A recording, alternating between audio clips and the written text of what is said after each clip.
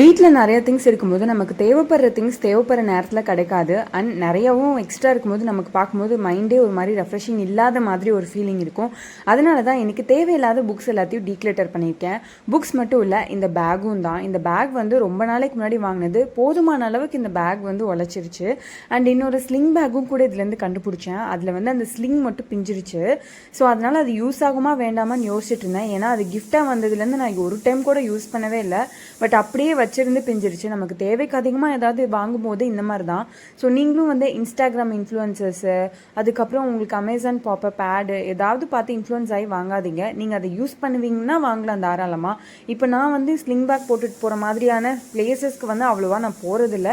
And எனக்கு அது கம்ஃபர்டபுளும் இல்லை அப்படின்றனால எக்ஸ்ட்ரா ஒன்று இருக்கிறதே எனக்கு பெரிய வந்து கிளட்டராக இருக்கிறனால இதையுமே வந்து டீக்ளட்டர் பண்ணலாம் அப்படின்னு முடிவு பண்ணிட்டேன். ஈவன் தோ நான் அதை யூஸே பண்ணாமல் புதுசாக இருந்தால் கூட. ஸோ நீங்களும் யோசிச்சு பாருங்கள், ஒரு பொருள் வாங்கும் போது இது நம்ம எவ்வளோ தூரம் யூஸ் பண்ணுவோம் அப்படின்ற மாதிரி யோசிச்சு பாருங்கள். குழந்தைங்கன்னா பொம்மைகள் வாங்கி கொஞ்ச நாளாவது யூஸ் பண்ணி உடச்சிருவாங்க. பட் நம்மளை மாதிரி பெரியவங்கள்லாம் வந்து வாங்கினோன்னா யூஸ் பண்ணணும்னு இன்டென்ஷனலாக வாங்கினா தான். அப்படி இல்லைன்னா யூஸ் பண்ணாமலே நிறைய பொருள் வேஸ்ட்டாக இருக்கும். இது பாத்திரத்தில் தொடங்கி கிச்சன் ஐட்டம்ஸில் தொடங்கி பாத்ரூமில் இருக்கிற எக்ஸ்ட்ரா இருக்கிற ஷாம்பு பாட்டில்ஸ் வரைக்கும் வந்து நீங்கள் மேட்ச் பண்ணி பார்க்கலாம். தேவையில்லாத பொருள் வந்து வச்சுட்டே இருக்கிறனால உங்கள் வீடு தான் வந்து ரொம்ப கிளம்ஸி ஆகுமே ஒழிஞ்சு அது பார்க்குறதுக்கும் நீட்டாக இருக்காது. நிறைய இன்டீரியர் டெக்கரேஷன்ஸ்லாம் நீங்கள் பார்த்துருக்கலாம். அதுலலாம் ரொம்ப மினிமலிசமாக இருக்கும்போது தான் ரொம்ப நீட்டாக இருக்கும். அண்ட் இந்த காலண்டர் வந்துட்டு எம்ஜிஆர் ஃபோட்டோ இருக்குது அப்படின்றதுக்காகவே நிறைய வச்சுட்டே இருந்தார் எங்கள் டேடி. ஸோ அதெல்லாம் வேண்டாம் அப்படின்னு சொல்லிட்டு நிறைய கேலண்டர்ஸ் 2025 வந்து எடுத்தாச்சு. லாஃப்டில் வைக்கிறதுக்கு அப்படின்னு சொல்லி வச்சுட்டே இருந்தால் கூட அதெல்லாம் வந்து யூஸ் பண்ணவே போகிறதில்ல.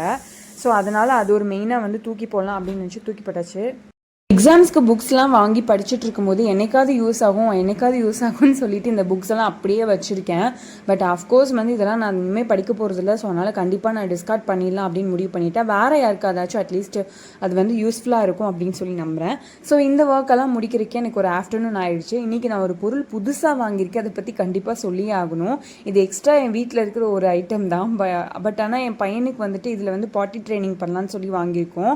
இப்போ தான் 6 months ஆனாலும் இப்போவே இந்த ட்ரெயின் பண்ணாதான் அவங்களுக்கு டாய்லெட்னு ஒன்று இருக்குது, அதை யூஸ் பண்ணும் அப்படின்ற மாதிரி ஒரு சென்சேஷன் வரும் அப்படின்னு சொல்லிட்டு இதை பழக்கப்படுத்துறதுக்காக இந்த ஐட்டம் வந்து வாங்கியிருக்கேன்.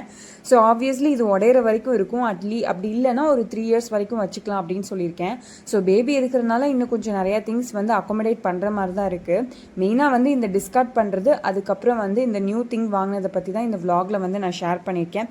அண்ட் நான் ஸ்லிங் பேக் கண்டுபிடிக்கும் போது இந்த ஸ்லிங் பேக்கையும் கண்டுபிடிச்சேன். இது ரொம்ப பார்க்குறதுக்கு நீட்டாக இருக்குது. இது நான் கொஞ்சம் இன்வெஸ்ட் பண்ணி வாங்கினனால ரொம்ப நாளாக அதே குவாலிட்டியில் இருக்குது. ஸோ இன்வெஸ்ட் பண்ணி ஒரு நல்ல பொருள் வாங்கலாம் அப்படின்னு சொல்லி நான் முன்னாடியே யோசிச்சிருக்கேன். அது இப்போ உங்களுக்கும் நான் வந்து சொல்கிறேன். நம்ம நிறைய பொருள் சின்னதாக வாங்குறதுக்கு ஒரே ஒரு பொருள் நல்ல பொருள் இன்வெஸ்ட் பண்ணி வாங்கிக்கிட்டோம்னா அது லாங் லாஸ்டிங்காக இருக்கும். ரொம்ப நாள் யூஸ் பண்ணிக்கலாம். சில பேருக்கு வந்து ரொம்ப நாள் ஒரே பொருள் யூஸ் பண்ணுறது பிடிக்காது.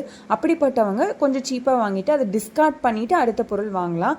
ஸோ தட் உங்கள் வீடும் கொஞ்சம் மிஸ் ஆகாமல் இருக்கும். ஸோ இதுதான் இந்த வீடியோலலாம் ஷேர் பண்ணும் அப்படின்னு நினச்சேன். இந்த கான்செப்ட்ஸ்லாம் உங்களுக்கு பிடிச்சிருந்தா என்னை ஃபாலோ பண்ணணும்னு நினச்சிங்கன்னா நீங்கள் கண்டிப்பாக சப்ஸ்கிரைப் பண்ணி என்னை ஃபாலோ பண்ணிக்கோங்க.